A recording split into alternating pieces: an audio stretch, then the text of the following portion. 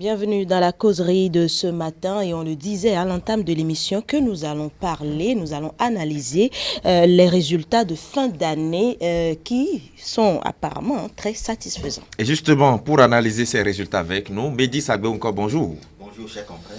Vous êtes journaliste, merci d'être venu, journaliste spécialiste des questions de l'éducation. Il faut être beaucoup plus précis à ce niveau. Abel Dako, bonjour. Bonjour, Gilles Christ. Journaliste aussi, correspondant de FM Liberté au Bénin et au Nigeria. Merci de votre présence sur ce plateau. Certainement que Firmé Soso va nous rejoindre d'un instant à l'autre. Il a aussi été convié à ce rendez-vous. Alors, Mehdi Sagbe encore, le baccalauréat de cette année, par exemple, a donné un taux de réussite de 50,10%, contrairement à l'année dernière où l'on a obtenu 33,43%. Et le BPC, 56,72%. L'année dernière, 28,63%. Le CEP cette année, 84,18%. Et l'année dernière, 64,44%. Cela saute à l'œil. On a donc obtenu des résultats très satisfaisants. Comment expliquer cette hausse de ces résultats de fin d'année? Merci bien, cher confrère. Donc, c'est vrai que lorsqu'on compare les résultats aux divers examens de l'année dernière à ceux obtenus cette année, c'est qu'il y a une nette amélioration, une nette évolution, et ce qui doit avoir forcément des raisons. Maintenant, quelles sont les raisons qui sont susceptibles d'expliquer ce sursaut au niveau de l'école béninoise?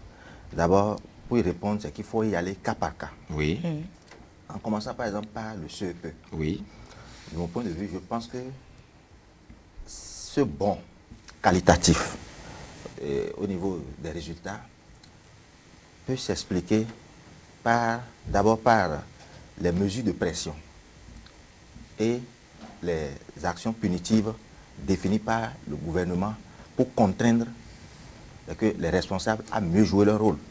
Puisque depuis 2016, lorsque vous êtes directeur d'une école primaire et que vous faites 0%, ce qui vous attend, vous le savez. Et à partir de là, c'est de travailler, c'est de se battre, non seulement pour ne plus avoir 0%, et également de travailler à avoir un bon score, puisque les directeurs des écoles primaires savent désormais que leur fauteuil, c'est que ça en dépend. Ça dépend également de la qualité du travail. Donc, c'est une stratégie ou bien une méthode qui oblige désormais que non seulement les directeurs à bien jouer leur rôle et aussi les enseignants à bien s'engager. Parce que quand l'enseignant qui est en charge une classe dans un cours primaire ne fait pas bien, le directeur ne voudra plus engager sa responsabilité à continuer à le soutenir parce que c'est lui qui répondra au finish, c'est que de ce que cet enseignant-là est en train de faire dans la classe. Au niveau du BPC, quels sont les facteurs qui sont susceptibles d'expliquer cette évolution? D'abord, je vois cela beaucoup plus d'abord à travers la qualité de l'année académique. Il est dit par la loi que l'année académique, l'année scolaire doit faire 36 semaines. Mais lorsqu'on fait le point depuis plusieurs années, et surtout avec les perturbations, les 36 semaines sont difficilement exécutées. Mais cette année, ça a été facilement exécuté. Et les programmes ont été largement achevés.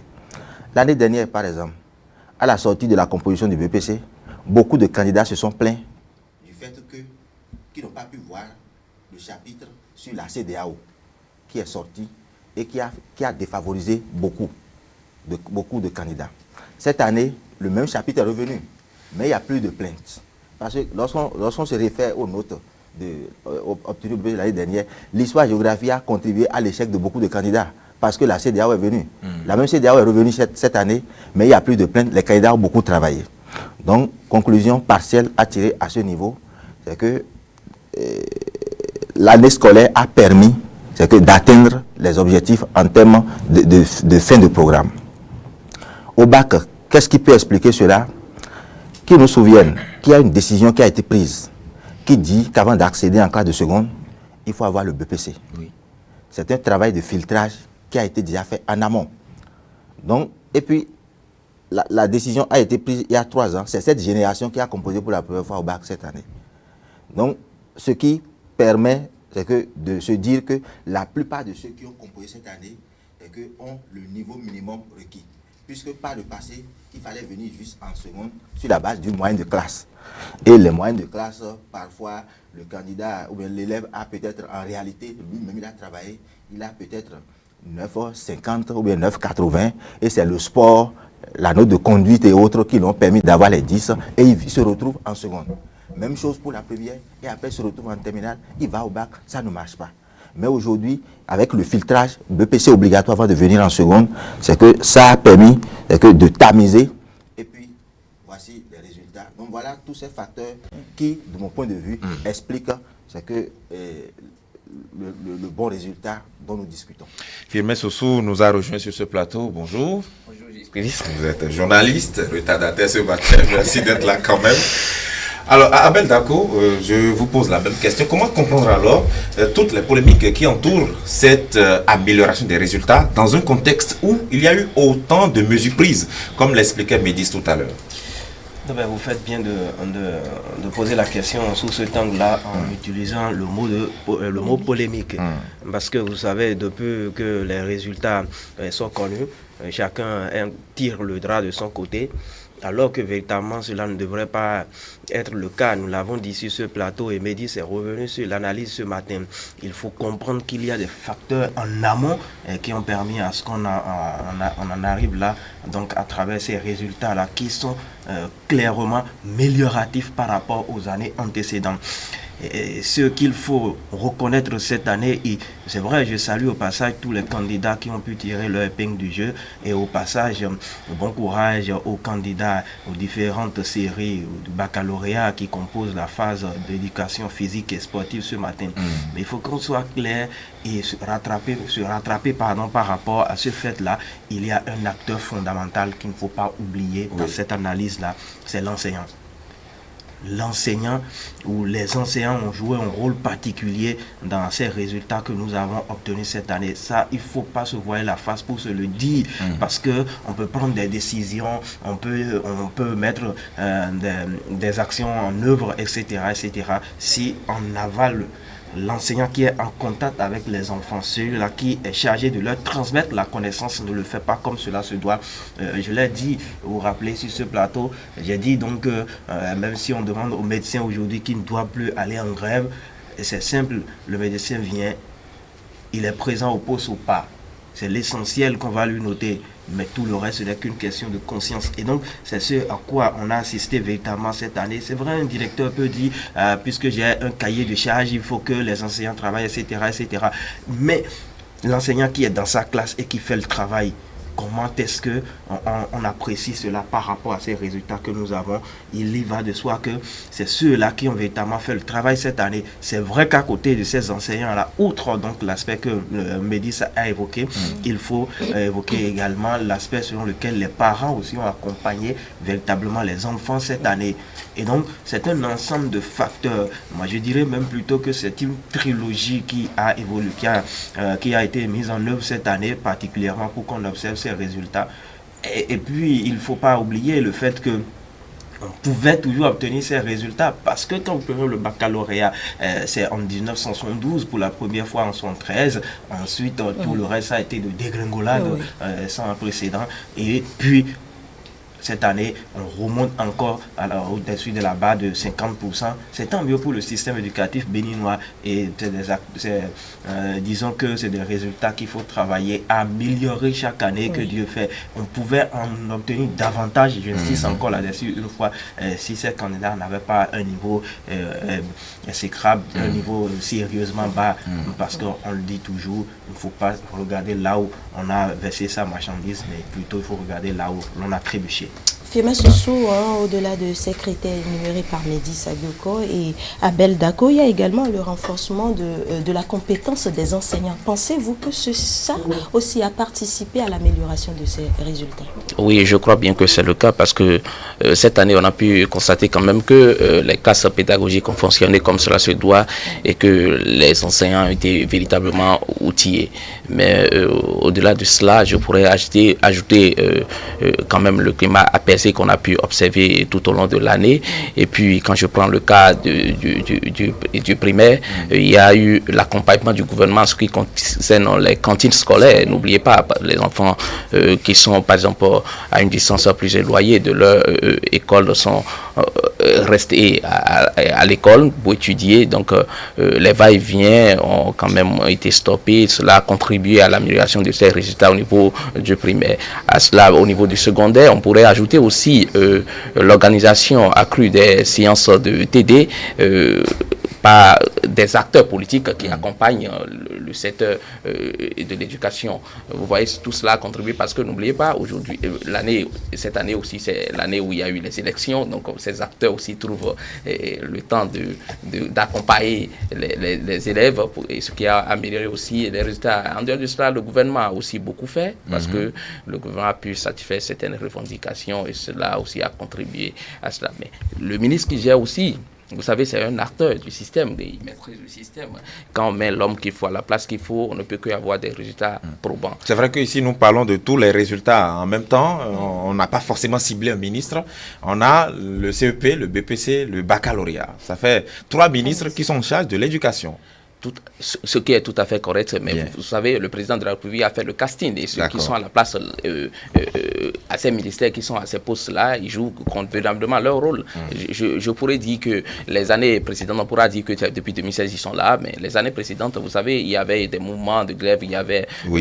donc, on a mis du temps à organiser le secteur. Aujourd'hui, les fruits sont là. Donc, au niveau du bac, par exemple, vous savez... c'est vrai que les résultats sont vraiment améliorés et qu'on l'avait prédit ici sur ce plateau que les résultats, parce que les grèves pelées, on n'a pas pu observer les grèves pelées, que l'année n'a pas été agitée, les résultats seront améliorés sensiblement et c'est le cas aujourd'hui. Mais il faut aussi noter par série aussi qu'il y a un dédain au niveau, par exemple, de certaines séries, ce qui est à déplorer. On va y arriver tout à l'heure, certainement dans la deuxième partie, lorsqu'on va parler de l'orientation des candidats. Mais Mehdi Sagbonko, il y a une question qu'on ne perd pas forcément de vue lorsqu'on veut analyser ces résultats de fin d'année. Tout à l'heure, vous avez dit qu'effectivement, l'année s'est bien déroulée. On a fini les programmes comme cela se devait. La loi actuellement qui porte sur l'exercice du droit de grève a été encadrée à l'Assemblée nationale, vous le savez, par la 7e législature. Les partenaires techniques, enfin les partenaires sociaux ont droit de faire grève pendant 10 jours dans l'année. Mais cette année, principalement, on n'a même pas utilisé un seul jour. Est-ce que, comme le disait Abel Dako tout à l'heure, il n'y a pas eu un travail de volonté aussi au niveau des acteurs du système éducatif eux-mêmes? Bien sûr, raison pour laquelle il faut reconnaître et saluer le patriotisme et le volontarisme des enseignants qui, cette année, n'ont pas pu faire entendre la moindre grogne. Et cela ne veut pas dire qu'ils n'ont pas de problèmes. Ils ont des problèmes, pourtant, ils ont quand même accepté de voir l'avenir des enfants pour qu'on ait ce résultat. Ce qui est vraiment important parce que, comme nous le reconnaissons, c'est l'une des rares années académiques qui s'est déroulée sans problème. Les 36 semaines ont été accomplies sans difficulté, voire même largement même dépassé, puisque la rentrée a commencé en septembre. Et les examens ont eu lieu en juin. Voilà, donc lorsqu'on fait le point, c'est que la plupart des groupes pédagogiques ont eu la chance de connaître les programmes bien exécutés. Donc c'est des facteurs vraiment déterminants, en plus desquels il faut ajouter les éléments apportés par les confrères. La question de la cantine scolaire, puisque lorsqu'on sort de Cotonou, où la plupart des parents font l'effort quand même de subvenir au minimum, il suffit d'aller dans certaines zones déshéritées pour comprendre qu'il y a des enfants qui ont de la peine à joindre les debout, à manger. Et puis, à partir de là, l'école ne leur dit plus rien. Mais du moment où l'enfant est assuré que, même s'il n'a pas à manger à la maison, quand il va à l'école, il va trouver à manger, ça permet déjà de le motiver. Et puis, s'il est candidat, ça permet de le mettre dans l'état psychologique qu'il faut pour bien se préparer. Donc, c'est des éléments qui, vraiment, d'une manière ou d'une autre, ont contribué aux résultats que nous sommes en train de saluer. En plus des TD qui ont commencé très tôt. Puisque, très souvent, comment ça se passe dans les établissements secondaires? Les directeurs attendent pratiquement l'approche des examens pour lancer les TD. Mais cette année, c'est venu plus tôt, beaucoup plus, parce que il y a eu beaucoup plus d'hommes de bonne volonté qui sont intervenus, parce que les sollicitations ont obtenu spontanément des réponses de la part des hommes politiques qui ont soutenu. Donc les enfants ont eu le temps de parcourir beaucoup de notions lors des révisions, donc ce qui permet aussi d'avoir un bon résultat. Et puis c'est également l'occasion de reconnaître l'effort des parents d'élèves, puisque pour que les élèves soient à l'école, il faut que tout parte d'abord des parents. Voilà, et aussi de saluer la prise de conscience dont les enfants, dont les élèves ont fait preuve, en fournissant ce résultat qui nous permet de dire que ce n'est pas impossible, c'est que de traverser ou d'aller au-delà de 50% pour les examens. Puisque lors des années antérieures, lorsqu'on donne les résultats, c'est tout comme si aller à 50% pouvait poser problème. Non, ce n'est pas impossible, c'est bel et bien possible. Il suffit de travailler. Et maintenant que nous avons atteint ce niveau de performance, c'est de travailler à encore faire mieux. Aller à 50, à 60, 70, 80, pourquoi pas 90 un jour.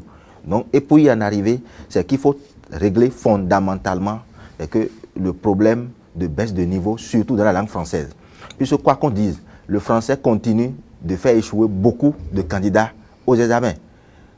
Au BBC Communication écrite, peut-être vous allez voir, quand vous prenez le relevé de notes, des candidats échoués pour 2 points. Parce qu'en communication écrite, il a eu 5. Oui. Ça veut dire que s'il avait eu 7, il pouvait passer. Oui. Voilà, des candidats échoués au bac A1 ou bien au bac A2 pour 2 points. Peut-être parce qu'il a eu 6 en français. Donc ça veut dire que s'il avait eu 7, il pouvait passer, parce que ça fait coefficient 4. Donc, ou coefficient 5. Ou coefficient 5 s'il en a un. S'il en a un. Donc il faut vraiment maintenant revoir les choses à ce niveau pour voir s'il n'est pas maintenant opportun de ramener la dictée. Justement, voilà. Et de généraliser cela. Voilà, de généraliser cela. Oui. Vous qui êtes aussi proche du système éducatif. Oui. Maintenant, votre question, j'ai comme l'impression, quand j'écoute Médis et Firmin, que cette année a été particulière. On a obtenu ces résultats parce qu'il y a eu les élections et donc que les hommes politiques ont contribué à l'animation. C'est Firmin qui l'a dit. Non, il est revenu sur l'aspect aussi. Est-ce à dire que l'année prochaine, on n'obtiendrait pas ces résultats parce qu'on aurait les élections que dans quelques années encore? Non, moi je voudrais dire franchement que c'est vrai que ces acteurs ont profité parce que le moment était propice, mais figurez-vous que ce n'est pas tous les collèges, disons que ce ne sont pas tous les établissements qui ont bénéficié de ces mesures là où les hommes politiques sont venus en appoint à ces hommes, aux directeurs d'établissement, pardon. Il faut qu'on se le dise. Moi, c'est sur quoi je voudrais mettre l'accent, je reviendrai là-dessus. C'est vrai que le gouvernement est en train de jouer sa partition à travers les actions qui sont posées, mais il y a une question fondamentale, parce que vous faites bien de commencer par l'annoncer déjà, pour moi qui est plus proche, parce que je suis également enseignant, c'est pareil pour mon cher doyen et ami. Il faut que les établissements, les subventions puissent venir à temps. Parce que à la plus belle femme du monde, on ne peut que demander que de donner ce qu'elle a. Si les directeurs, c'est vrai, il y a un cahier de charges, c'est bon, les directives, c'est bon, mais il faut que les subventions viennent à temps, puisque la grosse difficulté, ce que ces établissements vivent aujourd'hui en matière de subventions. Mais il parlait de baisse de niveau tout à l'heure. Vous enseignez le français et vous avez même participé à la correction du baccalauréat de cette année. Est-ce qu'à Beldako, on peut dire qu'avec tout ce qui se fait là, la volonté des enseignants à avoir de bons résultats, on peut se targuer de ce que le niveau s'améliore au niveau des apprenants? C'est méfie et mi-raisin. Méfie et mi-raisin pour la simple raison que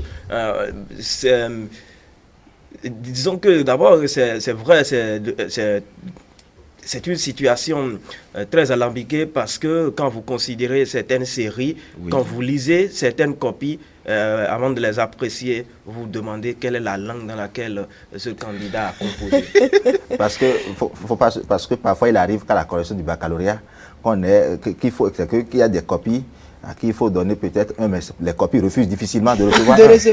Oui, voilà. Les copies veulent finalement recevoir 0, c'est ça? Donc il y a des copies qui refusent d'avoir 1. Donc, malheureusement, on ne peut pas donner 0 parce que on est dans une matière, disons que c'est vrai, c'est subjectif, mais on est dans de la littérature molle. Donc le candidat a écrit, il faut voir dans et le faire. Et c'est pour cette raison, Gilles Christ, que je le disais il y a quelques instants, on peut obtenir meilleurs résultats.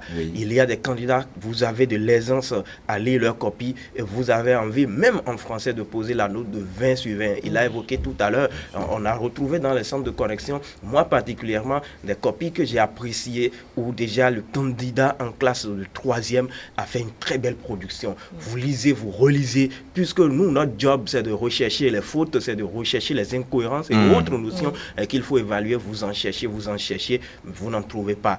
Et, finalement, c'est pour une question de cohérence quelque part que vous êtes obligé donc de tirer l'oreille au candidat. Et donc pour vous dire que déjà, et je pense que ça doit être pareil, je ne suis pas au primaire, mais je pense que ça doit être pareil.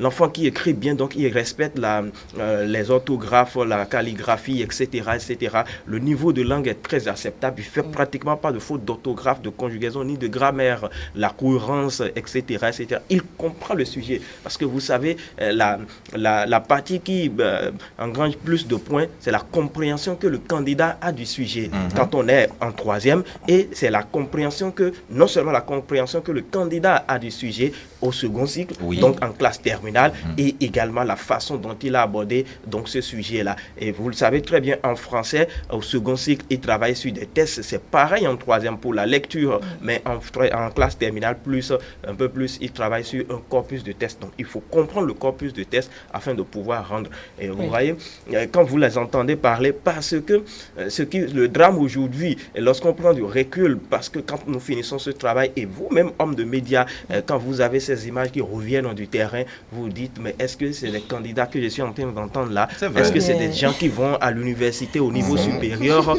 Vous tombez des nuits. Et vous allez en entendre davantage aujourd'hui quand ils vont finir la phase de l'éducation physique et sportive. C'est ahurissant que les téléspectateurs m'en excusent lorsque vous entendez un candidat j'ai réussi à mon baccalauréat par exemple. Là, je ne dis pas, dans un pays sérieux, on peut l'appeler et lui arracher de nouveau ce diplôme. Firmin Soussou, pensez-vous que le fait que la dictée soit réintroduite au CEP permettra à l'amélioration de ce niveau-là? Bon, ça peut contribuer à l'amélioration, mais pas dans le temps. Dans le temps. Vous savez, le niveau n'est pas ce qu'on souhaite. Donc, avec l'entrée de la dictée, beaucoup vont rater encore leur CEP, d'autres vont prendre le train en marche. Donc, je pense que c'est avec le temps qu'on aura une amélioration du niveau de français avec l'entrée de la dictée. Mais Mehdi se suggérait tout à l'heure le fait de généraliser la dictée, même au BEPC. Vous êtes pour ou contre? Bon, non, mais vous savez, lorsque l'enfant est déjà à la base au niveau du primaire, bon, il peut quand même continuer à avoir... C'est une affaire de passion. Lorsque vous avez le niveau dès la base, ça vous suit jusqu'à la fin de votre cursus scolaire. Dit, bon, qu'au niveau du BPC, il faudrait quand même introduire. Je pense que si on doit le faire, on doit aussi commencer par les classes intermédiaires. Oui, mais il y a une question aussi qui se pose à ce niveau, Médis. Nous sommes à l'ère des technologies aujourd'hui, avec les téléphones portables qui constituent aussi un moyen de paresse pour les apprenants qui font des abréviations n'en point finir. Alors que même en 6e, sans avoir forcément fait la dictée à l'examen, en 6e déjà, on dicte le cours. Par exemple, en histoire-géographie, on ne recopie pas le cours au tableau. Cette dictée devait leur permettre d'avoir un bon niveau, mais on constate que quand vous prenez les cas de cours, c'est des abréviations n'en point finir. Ça aussi, ça contribue, non? Justement, puisque dans un contexte de développement des réseaux sociaux et de l'utilisation du portable, la messagerie, où l'écriture est libre, à partir de là, les élèves se permettent toutes les formes d'abréviation, d'orthographe possibles. Alors que sur la copie de français, il n'y a pas ça. C'est les normes qu'il faut suivre. Quand l'accord n'est pas respecté, l'enseignant pénalise. Quand la conjugaison n'est pas respectée, si c'est des fautes syntaxiques, tout ça entre en ligne de compte.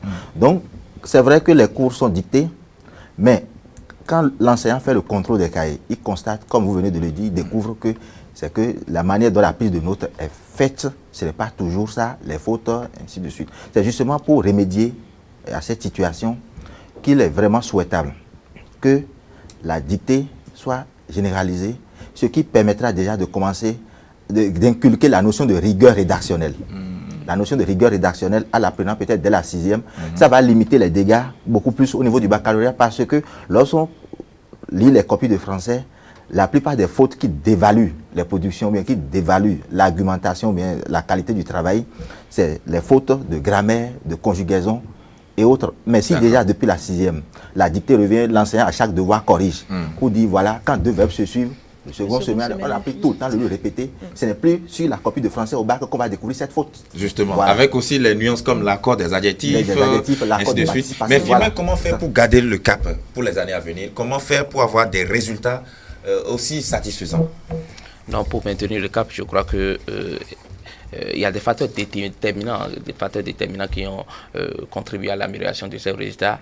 C'est vrai que mon ami Abel rejetait la contribution des hommes politiques qui ont organisé des séances. Oui, mais vous ne pouvez pas limiter l'amélioration des résultats. Non, cela n'est pas un facteur déterminant. Oui, c'est un facteur qui a quand même contribué à cela. S'il a peur que cela ne soit pas continuel, je le rassure qu'en 2020, il y a les élections municipales et locales. Et les présidentielles aussi. Les travaux dirigés, ça existe, on peut le faire comme ça, mais ça, c'est le fond aussi qui importe. Non, mais c'est un constat, les faits sont sacrés chez nous. Comment faire alors pour avoir des résultats Non, je crois que pour maintenir le cap, le gouvernement doit continuer à faire ce qu'il est en train de faire et d'améliorer s'il le faut. Et les enseignants, il faut également relever leur niveau. Je crois que les dispositions sont en train d'être prises, donc ce serait fait également.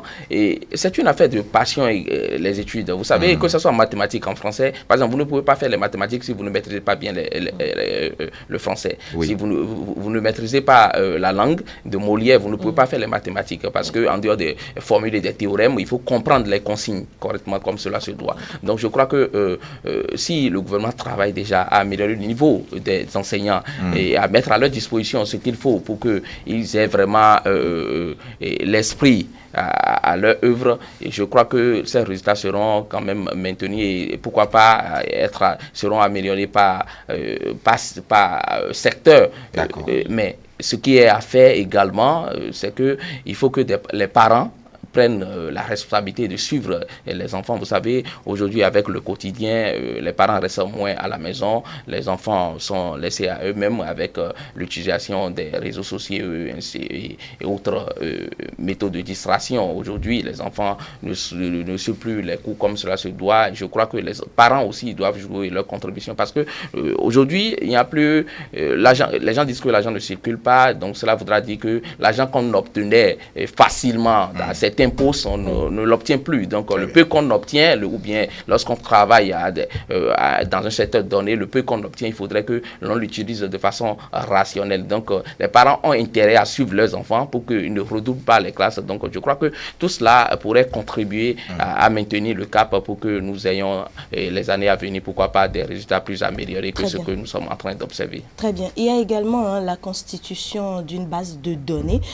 des enseignants qui est en cours. Abel Dako, pensez-vous que ceci aussi peut contribuer à maintenir le cap?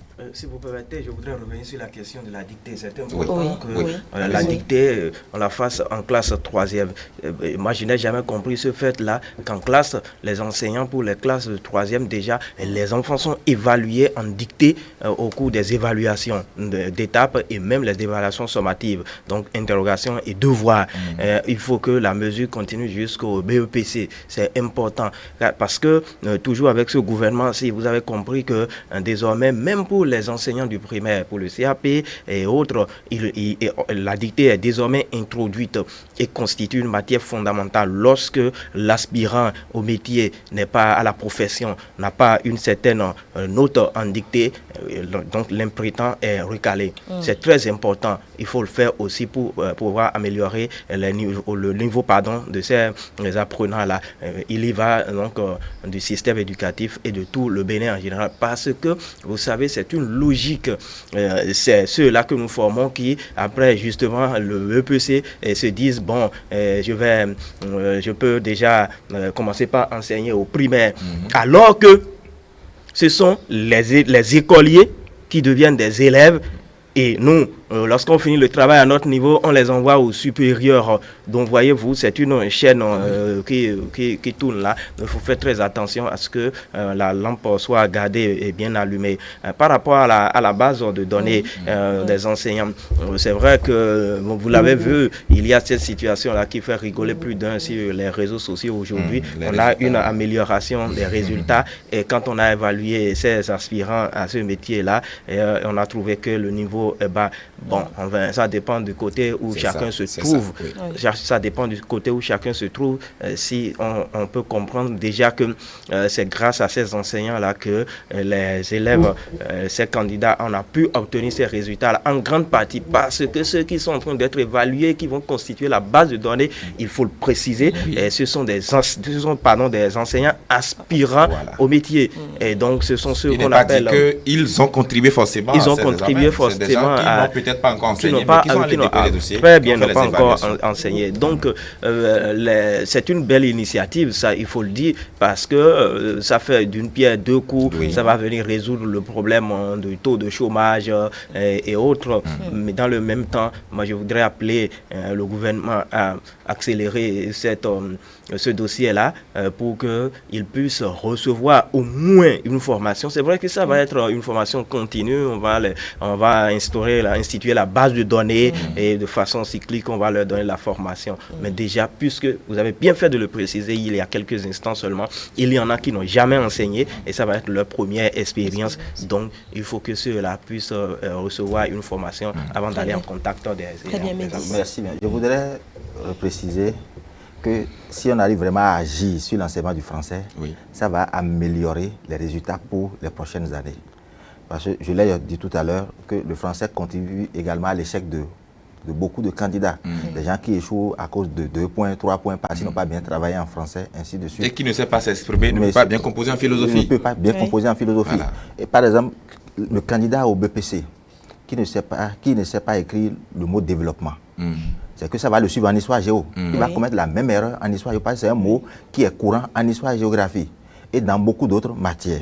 Par exemple, le candidat au BPC qui, sous l'effet de la rapidité, veut écrire en SVT les reins et il écrit les riens.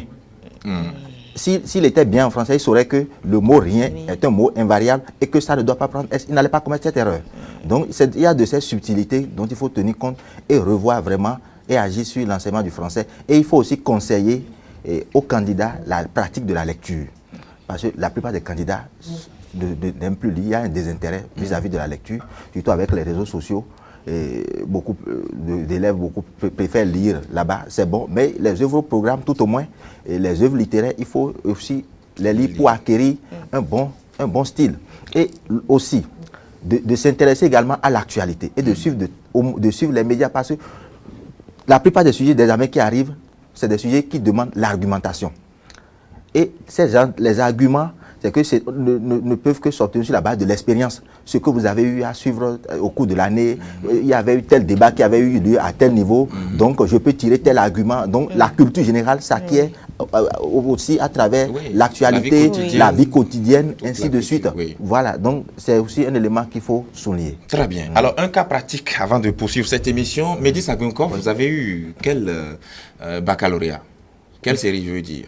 Il y a eu un bac A1. Bac A1. Oui. Alors, pourquoi avez-vous décidé de choisir la série A1 après votre BPC, par exemple?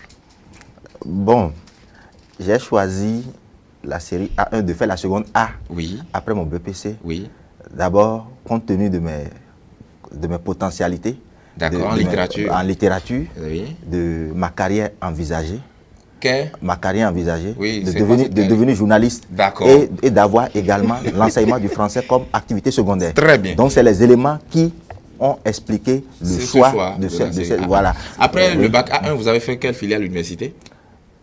La première étude que j'ai faite à l'université, c'est les lettres modernes, avant d'aller faire le journalisme par la suite. Question, pareil, pour Abel Dako. Quel bac, pourquoi et quelle filière à l'université? J'ai fait le bac A1. Chez moi, c'était clair que déjà à partir de la classe de 4e, je ne voyais plus rien en mathématiques.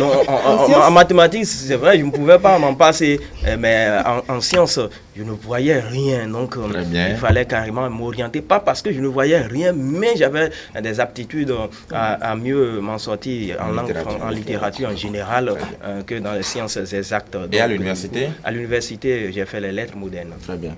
Firmin, même exercice. Non, je suis peut-être l'exception qui confirme la règle. Moi, j'ai fait l'AD. J'ai fait l'AD et après le bac, j'ai fait dans un premier temps la maîtrise en géographie avant de passer le concours et d'aller faire le journalisme. Très bien. Ça fait un peu de tout chez vous et ça va nous permettre un peu d'entrer dans le deuxième sujet, la question de l'orientation après son diplôme. J'ai posé la question exprès pour pouvoir en faire des cas de figure. Abel Dako, je commence par vous. Comment doit-on s'y prendre lorsqu'on finit d'avoir par exemple le BEPC? Nous avons des candidats qui ont eu le BEPC cette année, d'autres qui ont eu le baccalauréat.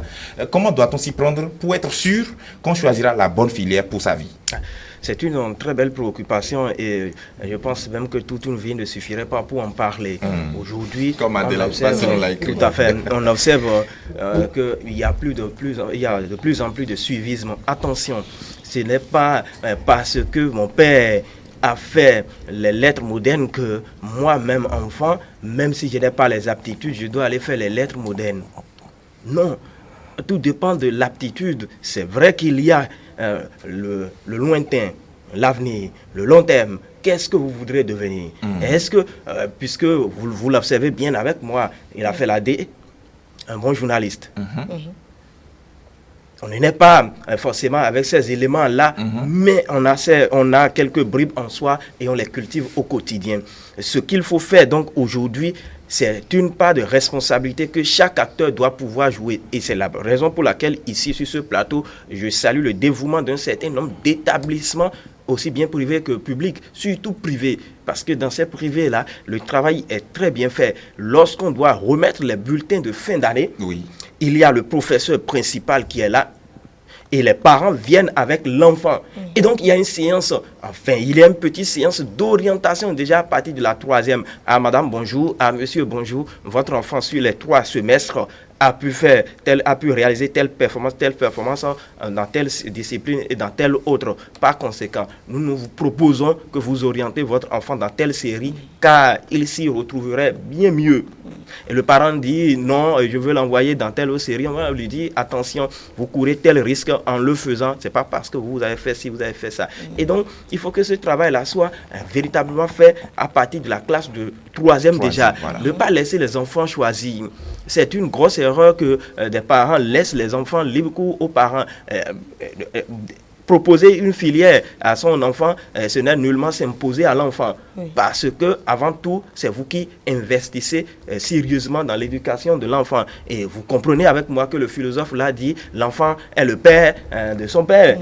Alors, à partir de ce moment, c'est celui qui doit pouvoir donc prendre la relève lorsque vous ne serez plus là ou lorsque vous serez au soir de votre vie. Il faudrait véritablement que le travail soit fait. Aujourd'hui, moi, quand je prends du recul et devant les postes téléviseurs ou même sur le terrain, j'observe ces candidats-là dans cette euphorie-là et je me dis, mon Dieu, est-ce qu'ils savent ce qui les attend?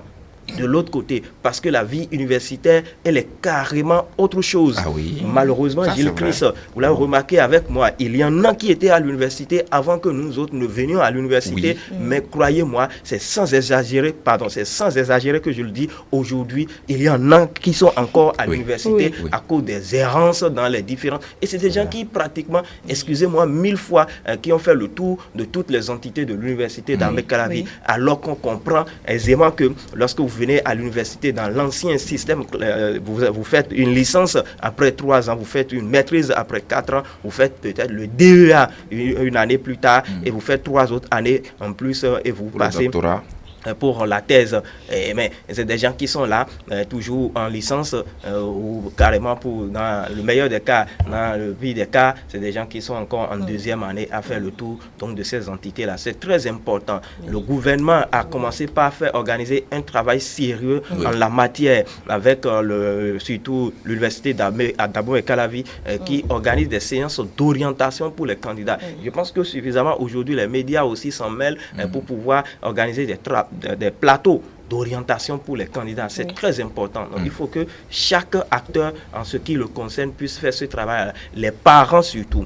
Parce que nous allons proposer, vous allez faire des orientations. Si le parent trouve lui voudrait que son enfant aille à la NASA ou je ne sais quoi, ce que vous direz ne portera aucun fruit. C'est très important.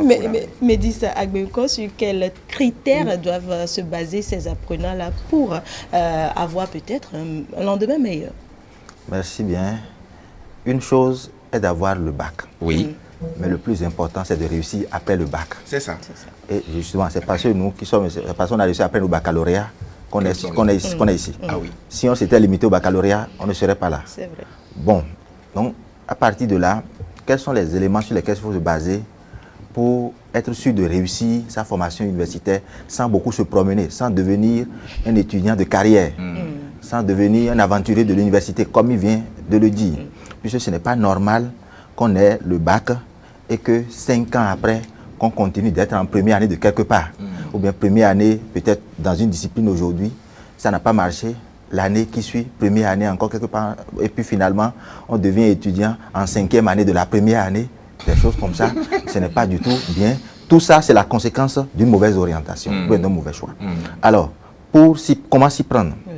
Il faut d'abord voir ses aptitudes intellectuelles et techniques, c'est-à-dire ses potentialités, ses qualités, ses capacités. En un mot, ses points forts. C'est ça. C'est que les acquis qui ont été capitalisés tout le long du cursus au secondaire. Bon, après mon baccalauréat, je me reconnais comme un potentiel étudiant qui a été quand même tout le temps bien en anglais. En anglais, je fais partie de ceux qui ont tout le temps eu la moyenne et au baccalauréat, j'ai eu telle note, ce qui me permet d'espérer. Ah, mais ce n'est pas encore suffisant. Non, ce n'est pas encore suffisant. Maintenant, que veux-je devenir? Voilà. Que veux-je devenir? Là, le problème de la carrière envisagée ou bien du projet professionnel. Je veux devenir professeur certifié d'anglais. Je veux devenir interprète. Je veux devenir un agent dans une ambassade. Je souhaite postuler à l'un de ces postes-là pour l'avenir. À partir de là, c'est que votre choix peut être maintenant déterminant. Vous pouvez dire, bon, ainsi, je peux aller m'inscrire au département d'anglais. Bon, là, c'est que celui qui prend cette décision sur la base de cette analyse a des chances certaines de réussir. Puisque lui-même, depuis la 6e jusqu'en terminale, en anglais, ça lui marche, et puis il prend cette décision, il n'y a pas de problème. Mais quand il dit, par exemple, j'ai fait un bac A1, et puis je n'ai jamais raté la moyenne en mathématiques, j'irai faire sciences, j'irai faire PC ou bien MP, mathématiques. Ah mais non, c'est qu'il part pour échouer. Parce que son dossier ne sera pas non seulement son dossier, voilà. Donc c'est juste un exemple que j'ai voulu donner pour dire de tenir compte de certains paramètres. Et puis un autre élément, parfois la question des moyens disponibles. Parfois aussi c'est déterminant. C'est ça. Parce que vous êtes un candidat, vous venez d'avoir le baccalauréat, peut-être bac A1 ou bien bac A2, bac B avec une bonne mention. Et que vous voulez par exemple vous souhaitez devenir diplomate, vous voulez faire des études de diplomatie, où vous savez que le chemin le plus indiqué, c'est d'aller s'inscrire à l'École nationale d'administration de magistrature, filière DRI. C'est ça. Mais tout de suite, vous avez la conviction que vous êtes dans une famille à revenus modestes, où vous n'êtes pas le seul enfant que papa a, donc vouloir encore engager papa dans une telle dépense, ça ne sera pas facile. C'est de commencer d'abord soit d'aller s'inscrire en sciences juridiques ou bien en histoire, où il existe également une spécialisation en diplomatie et relations internationales. Là, vous êtes sûr que là, il n'y a pas de problème. Et de faire cette inscription, à la longue, quand vous allez finir votre métier, vous allez commencer à travailler, vous aurez les moyens. Vous irez maintenant faire le cycle 2 en diplomatie et relations internationales. Ainsi, vous aurez atteint facilement vos objectifs. Donc, parfois, c'est que les moyens aussi peuvent déterminer, peuvent contribuer comme on avait dit, à faire le choix. Comme vous voulez devenir professeur certifié de philosophie. Bon, vous avez postulé au concours de l'école normale supérieure, ça n'a pas marché. Et la seule possibilité qui sort peut-être à vous, c'est d'y aller à titre payant. Vous savez que tout de suite, vous n'avez pas les ressources pour aller vous inscrire à titre payant. C'est d'aller s'inscrire au département de philosophie et de faire une licence. Et puis par la suite, aller maintenant compléter la formation à l'école normale supérieure. Ou si vous permettez, ou l'année qui suit, si vous n'avez pas encore, parce que vous avez au moins 2 possibilités, 2 ans après le baccalauréat, si vous n'êtes pas, le critère d'âge ne vous frappe pas, vous pouvez toujours passer le concours. Donc il y a de ces éléments qu'il faut prendre en considération lorsqu'on mais l'erreur la plus fondamentale à éviter, c'est celle du snobisme. J'ai eu mon voisin de table en terminale a dit qu'il veut aller faire telle filière, sciences économiques. Et puis moi aussi, donc pour qu'on continue à nous asseoir sur les mêmes tables, moi aussi je vais le suivre en premier. Il va réussir. Beaucoup de gens choisissent de les filer comme ça. Passe nos bisous. Même si ce n'est pas une évidence, parce que là-bas, ce n'est pas comme dans les écoles où vous pouvez avoir votre place tout le temps. Mais s'ils se retrouvent tous dans une faculté, ils peuvent décider de se compléter, d'être tout le temps côte à côte. Si c'est dans une faculté, il y a cette possibilité également. Bon, justement, c'est vrai que la vie à l'université n'a rien à voir avec le collège. Ils auront l'occasion de le constater, les nouveaux bacheliers. Voilà. Soussou. Alors, il y a parfois des gens qui vous contactent, je ne sais pas pour votre cas, mais je parle, ce vous-là, c'est forcément impersonnel. Des gens qui vous écrivent sur Facebook, puis disent, bon voilà, moi je vous ai suivi à la télévision, j'ai envie de devenir journaliste, mais je suis peut-être encore en terminale, je viens d'avoir le baccalauréat, je fais comment? Vous, par exemple, vous avez eu un bac D, série scientifique. Vous êtes allé à l'université, vous avez fait la filière géographie. Alors que peut-être au collège, la série A2 était peut-être mieux indiquée pour directement déboucher sur ce département-là. Alors après, maintenant vous êtes devenu journaliste. Comment est-ce qu'on peut s'y prendre lorsqu'on a déjà une idée de sa carrière et qu'on commence déjà à avoir ses diplômes? Comment on s'y prend pour ne pas faire des erreurs de parcours?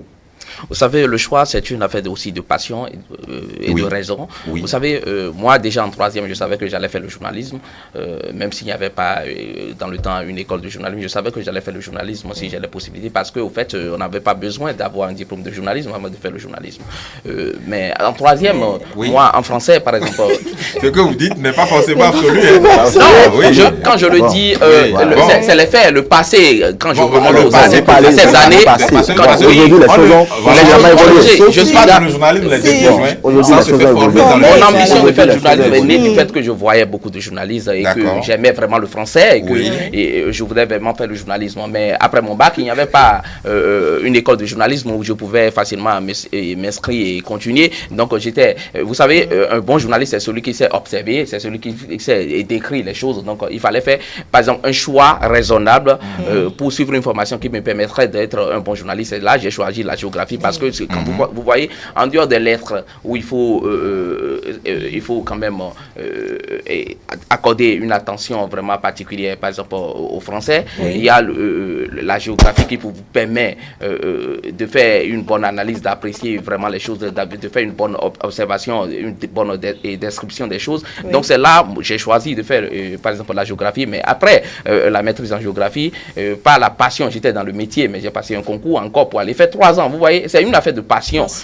C'est du temps perdu peut-être à avoir toutes ces années. Peut-être qu'on est d'accord sur ce point. Avoir toutes ces années, mais ce n'est pas du temps perdu en réalité, parce que vous savez, le bon journaliste, aujourd'hui, les enfants qui ont fraîchement le bac et qui décident par exemple de faire du journalisme, lorsqu'ils vont terminer avec la licence ou bien même le master en journalisme, quand ils vont commencer la pratique, on sentira quand même qu'il y a quelque chose qui manque, parce que en matière de culture générale, vous savez, vous devez faire déjà beaucoup d'expériences dans d'autres matières ou bien dans d'autres secteurs où vous avez des expériences. Aujourd'hui, on parle de journalistes spécialisés. Donc, vous ne pouvez pas faire aujourd'hui la spécialisation si vous avez seulement un diplôme de journalisme. Il faut faire... C'est vrai que pour poser la question, j'ai pris l'exemple du journalisme, mais je ne voudrais vraiment pas que vous...